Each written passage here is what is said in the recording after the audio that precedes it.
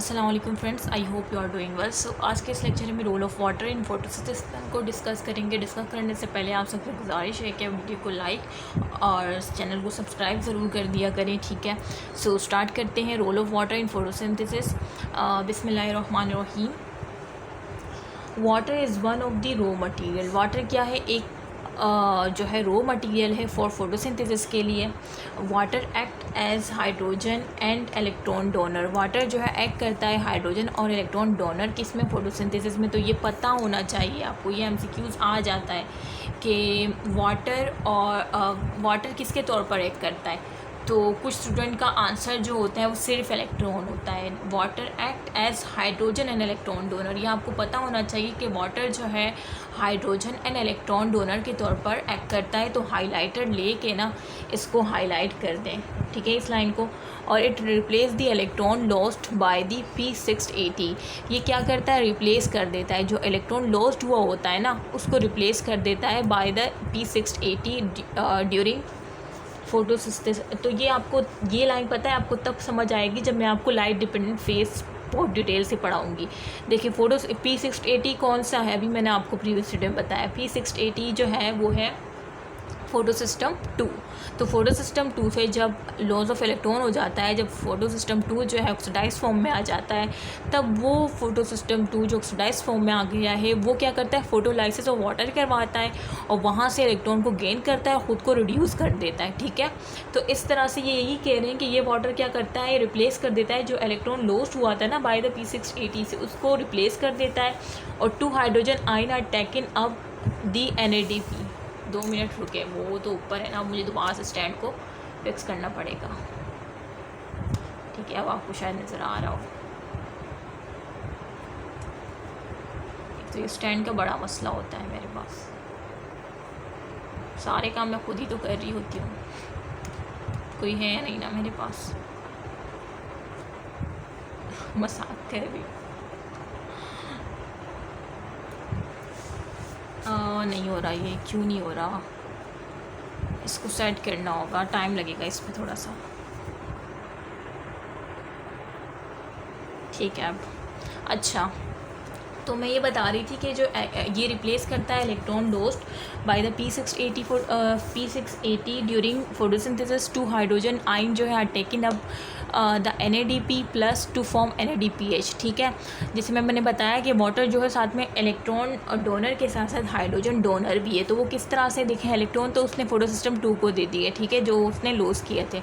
और इस तरह से हाइड्रोजन जो है ना आइन, वो दे देता है किसको? NADP पॉजिटिव था ना, जब इसने 2 हाइड्रोजन ले लिए तो ये क्या बन गया? NADPH बन गया। The oxygen which is produce is release in atmosphere. देखिए हाइड्रोजन भी यूज़ कर लिए इसने, इलेक्ट्रॉन भी फोटो सिस्टम 2 को दे दिए। अब इसके पास क्या बच गया? एक ऑक्सीजन ही बच गया है। तो ऑक्सीजन जो है इसने क्या कर दी? रिलीज़ कर दी एटमॉस्फेयर में। अब इस ऑक्सीजन में भी काफ़ी बहस हुई है, ठीक है। हमारे इस दुनिया में आने से पहले काफ़ी बहस हो चुकी है। कोई कह रहा था ये जो ऑक्सीजन आती है कार्बन डाइऑक्साइड से आ रही है, कोई कहता था कि नहीं वाटर से आ रही है। तो इस पर काफ़ी जो है फाइटिंग मतलब हो रही थी ना। तो ये हम पढ़ते हैं कि किस तरह से हमें पता चला कि ऑक्सीजन आती है वो वाटर से आती है, ना कि कार्बन डाइऑक्साइड से। तो role of water in photosystem was first reported by Van Niel ने, ठीक है, इन 1930। तो ये जो ये भी MCQs में आ चुका है कि role of water photo system का फर्स्ट किसने रिपोर्ट किया था? तो वैन नील ने किया था। और कब किया था? 1930 में। He hypothesize that plant split water. इसने ये हाइपोथाइज किया कि भाई प्लांट जो है ना वो स्प्लिट कर देता है, स्प्लिट में तोड़ देता है वाटर को as a source of hydrogen, ठीक है। मतलब प्लांट जो है वो वाटर को तोड़ देता है किसके लिए? सोर्स ऑफ हाइड्रोजन के लिए। और रिलीजिंग करता है oxygen as a by product, ठीक है। और उसके साथ जो है ऑक्सीजन भी रिलीज़ हो रही होती है बाय प्रोडक्ट के तौर पर। This observation was based on investigation of photosynthesis in bacteria. तो ये जो ऑब्जर्वेशन थी ना, ये बेस करती है किसकी? इन्वेस्टिगेशन पर ऑफ फोटोसिंथेसिस इन बैक्टीरिया पे। कि डेट में कार्बन डाइऑक्साइड जो कि अब फोटोसिंथेसिस बैक्टीरिया जो है वो कार्बन डाइऑक्साइड तो बनाता है फ्रॉम कार्बन डाइऑक्साइड से, but do not release oxygen, लेकिन वो ऑक्सीजन को रिलीज़ नहीं करता। ये इस जो इनकी ऑब्जर्वेशन थी तो वो इस पे बेस करती थी, क्योंकि उसने यही अंदाज़ा लगाया कि फोटोसिंथेटिक बैक्टीरिया, वो अभी आपको आगे पता चलेगा वरना फिर बेफजूल में लेक्चर लंबा हो जाएगा ना, वो सारी बात यहाँ पे ही बयान की हुई है। नील हाइपोथेसिस वॉज कन्फर्म इन 1940। तो हाँ 1940 में ये कन्फर्म हो गया था कि when for the first time जब ऑक्सीजन 18 जो है ना इन बायोलॉजिकल रिसर्च में यूज़ किया गया। तो ये भी MCQs आया हुआ था कि फ़र्स्ट टाइम किसको बायोलॉजिकल उसमें रिसर्च में यूज़ किया गया था, तो ऑक्सीजन 18 को। In first experiment water was made of oxygen 18। ठीक है, फर्स्ट एक्सपेरिमेंट वाटर को जो है वो ऑक्सीजन 18 के साथ किया है। देखिए वाटर नज़र आ रहा है। अब इसका जो ऑक्सीजन है ना, इसके साथ ऑक्सीजन 18 जो कि क्या है, रेडियो एक्टिव ऑक्सीजन है ना, तो इसको लगा दिया गया था। वाटर टैग ऑक्सीजन 18, वाटर को टैग किया गया था ऑक्सीजन 18 के साथ। Was added to an algal suspension, और एक अलगा जो है ना उसको अलगल सस्पेंशन को यूज़ किया गया था। The oxygen evolve during photosynthesis. तो ऑक्सीजन को देखा गया है कि जो ऑक्सीजन इवॉल्व हो रही है ना फोटोसिंथेसिस के दौरान, was found to the radio active. देखें रेडियो एक्टिव ऑक्सीजन 18 को क्यों यूज़ किया गया, पहले इसका जो नॉर्मल ऑक्सीजन था ना H2O का, उसको निकाल के एक रेडियो एक्टिव लगा दिया गया। इसका जब रेक करवाया एल्गल सस्पेंशन को जो है एक इस तरह से एल्गल सस्पेंशन एक रेक्टेंगुलर सा होता है, तो उसको प्लेस कर दिया गया था और उसको वाटर दिया गया था ये, जिसके साथ एक रेडियो एक्टिव ऑक्सीजन होता है ना। तो कार्बन डाइऑक्साइड और जो वाटर जो कि एक रेडियो एक्टिव ऑक्सीजन उसके साथ था ना। 2 मिनट रुके, यहाँ पे स्क्रीन पे एक नोटिफिकेशन आई है, उसको हटा दूँ क्योंकि फिर मुझे पता नहीं चलता कि आपको सही नज़र आ रहा है या नहीं। मैं बाबा मोबाइल की स्क्रीन को देख रही हूँ। अच्छा कहाँ पे थे हम, ठीक है। तो मैं ये बता रही थी कि वाटर के नॉर्मल ऑक्सीजन को निकाल के रेडियो एक्टिव ऑक्सीजन इस वजह से लगाया ताकि पता चल सके हमें क्या। अब मैं फॉर एग्जांपल मैं वैन नील हूँ। अब मैंने क्यों ये रेडियो एक्टिव ऑक्सीजन लगाया, क्योंकि मुझे ये देखना था कि अब अगर ऑक्सीजन जो मुझे प्रोडक्ट में मिलेगी तो वो अगर रेडियो एक्टिव होगी तो इसका मतलब वो तो वाटर से आई होगी, क्योंकि मैंने वाटर में तो रेडियो एक्टिव डाला था ना। मैं वैन नील हूँ, ठीक है। अगर रेडियो एक्टिव ऑक्सीजन मुझे नहीं मिलेगी तो इसका मतलब कार्बन डाइऑक्साइड से आ रही है वो, ठीक है।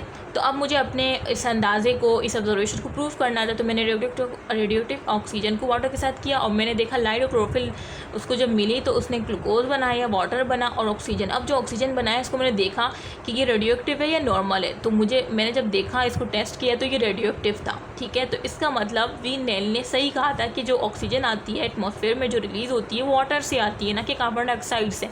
तो इसका मतलब इसका ये एक्सपेरिमेंट बिल्कुल ठीक था, ठीक है। इस तरह से इसने फिर भी कार्बन डाइऑक्साइड को प्रूफ करके दिखाया क्योंकि ये लोग नहीं मानते, ठीक है। तो इसने कार्बन डाइऑक्साइड के साथ भी ऑक्सीजन 18 को फिर किया और बट प्रूफ कराने के लिए, ठीक है। मालूम तो सब पड़ गया था लेकिन फिर भी इसको ऑक्सीजन 18 को कार्बन डाइऑक्साइड के पास रखा और वाटर को इस बार नॉर्मल ऑक्सीजन के साथ रखा ना, मतलब वाटर का जो ऑक्सीजन है वो नॉर्मल रखा। तो लाइट क्लोरोफिल देने पे क्या हुआ, ग्लूकोज। अब ये जो कार्बन डाइऑक्साइड की ऑक्सीजन होती है ना, ये ग्लूकोज में जाती है और वाटर में जाती है, ठीक है। और जो ऑक्सीजन मॉलिक्यूल है ना उसके पास नहीं जाती। तो इससे ये भी एक एडिशनल चीज़ पता चल गई ना। कार्बन डाइऑक्साइड जो है जब किया तो ग्लूकोज में एक रेडियो एक्टिव आया, वाटर में रेडियो एक्टिव आया, और जो ऑक्सीजन मॉलिक्यूल था जो फ्री फॉर्म में ऑक्सीजन है वो नॉर्मल थी। इसका मतलब कि जो फ्री फॉर्म में ऑक्सीजन होती है वो वाटर से आती है क्योंकि वाटर यहाँ पे नॉर्मल था, और जो रेडियो एक्टिव ऑक्सीजन था वो ग्लूकोज के पास था, वाटर के पास था। तो ये भी MCQs अगर आ जाए ना कि कार्बन डाइऑक्साइड की ऑक्सीजन किसके पास मिली थी, तो ग्लूकोज और वाटर को जो ऑक्सीजन मिलती है वो कार्बन डाइऑक्साइड से मिलती है। ये MCQs पूछा जा सकता है और बहुत बेसिक MCQs होगा, ठीक है। वो अलग बात है कि आपने इस तरह से पढ़ा नहीं होगा, लेकिन ये चैनल जो आपको प्लेटफॉर्म मिला हुआ है तो इससे फ़ायदा हासिल करें और बाकी स्टूडेंट को भी फ़ायदा दिलाएं, ठीक है। तो इस तरह से जो आपको कोई भी नहीं समझा रहा होगा, ठीक है। सो अगर आपने यहाँ से पढ़ा होगा तब तो आप टेक कर लेंगे, तो बाकी स्टूडेंट के साथ भी ज़रूर शेयर कीजिएगा। अच्छा अभी मैंने समझा दिया, मैं बढ़ा देती हूँ। The oxygen evolve during photosynthesis was found to be radio active find की थी फर्स्ट उसमें। It was separated and identified, उसको सेपरेट कर लिया गया और आइडेंटिफाइड कर लिया गया कि हाँ ये रेडियो एक्टिव है। इट अनदर एक्सपेरिमेंट, फिर दूसरा एक्सपेरिमेंट किया गया carbon dioxide with tag oxygen. Carbon dioxide को टैग किया ऑक्सीजन 18 से इस बार, दूसरी बार। The oxygen evolve contain none of the isotope.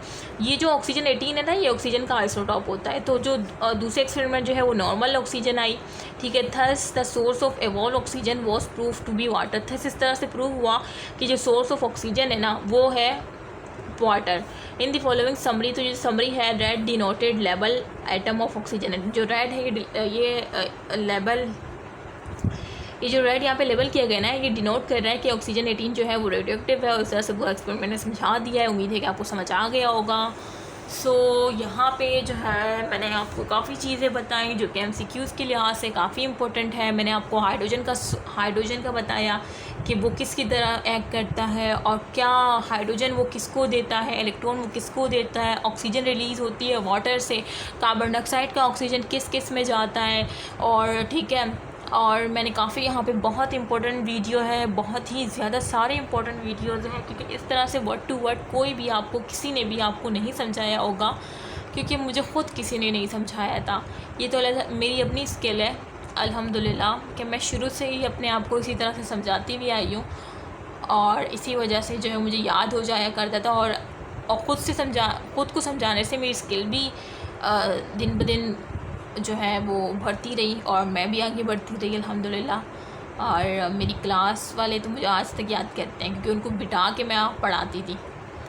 मैं ख़ुद अपने स्टूडेंट वक्त में ही एज अ टीचर मैंने एक्ट किया था, और अभी तक मैं अपने स्कूल में फ़ेमस हूँ, अपने कॉलेज में फ़ेमस हूँ अल्हम्दुलिल्लाह। ये सब अल्लाह ताला की जो है, मैं तो कुछ भी नहीं हूँ। वो कहते हैं ना, अल्लाह जिसे चाहे इज़्ज़त दे, जिसे चाहे ज़ल्लत दे। सो तकब्बुर कभी नहीं करना चाहिए, अल्लाह हमें तकब्बुर से बचाए। बहुत बुरी चीज़ है भाई, तकब्बुर इंसान क्यों करता है? अल्लाह ताला की दी हुई चीज़ है, अल्लाह ताला जब चाहे इंसान से छीन सकता है। तो इंसान को चाहिए कि वो मुत्तकी और परहेज़गार बनकर ज़िंदगी गुजारे। तो बस मैं, और कभी कभार अल्लाह ताला हमें इतना नवाजता है कि हम जो है खुश होते हैं और शुक्र अदा करते हैं, लेकिन थोड़ी सी हम पे, ज़रा सी हम पे तकलीफ़ आ जाए ना, तो हम सब कुछ भूल जाते हैं। बहुत नाशुक्र है इंसान, बहुत ही ज़्यादा। और स्टूडेंट जो कि